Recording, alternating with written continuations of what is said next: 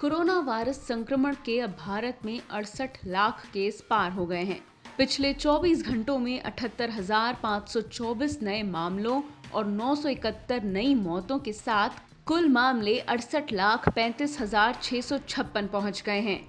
वहीं संक्रमण के देश में अब 9,02,425 एक्टिव मामले हैं। साथ ही देश में अब ठीक होने के मामलों की संख्या बढ़कर 58,27,705 हो गई है। लेकिन इस बीच देश में कोविड-19 के इलाज के लिए वैक्सीन के साथ साथ कई चिकित्सीय तरीकों का इस्तेमाल किया जा रहा है, जिसमें से एक है plasma therapy.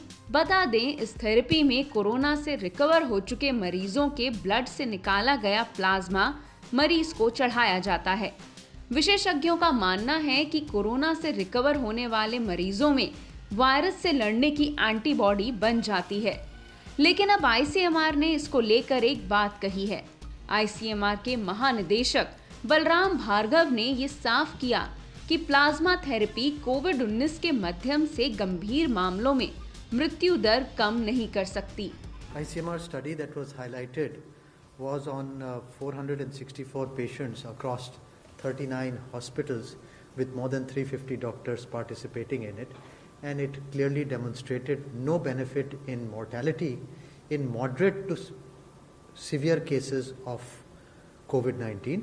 It did not arrest the progression from moderate to severe, and it did not reduce the mortality in moderate to severe cases. Balram Bhargava ने कहा कि यह अध्ययन ब्रिटिश मेडिकल जर्नल में भी पब्लिश हुआ है। साथ ही बलराम भार्गव ने ये भी कहा कि इस अध्ययन के आधार पर आईसीएमआर ने हैदराबाद स्थित बायोलॉजिकल लिमिटेड के साथ मिलकर कोविड मरीजों के इलाज के लिए अत्यंत शुद्ध एंटीसेरा को विकसित किया है। इस दौरान उन्होंने हॉर्स सेरा में एंटीबॉडीज विकसित की हैं। देश में इन सब अध्ययनों के बीच वैक्सीन को लेकर भी काम चल रहा है। केंद्रीय स्वास्थ्य मंत्री हर्षवर्धन ने कहा कि अगले साल जुलाई तक देश की 1/5 आबादी को वैक्सीन मिल जाएगी। भारत में फिलहाल 3 वैक्सीन ट्रायल से गुजर रही हैं।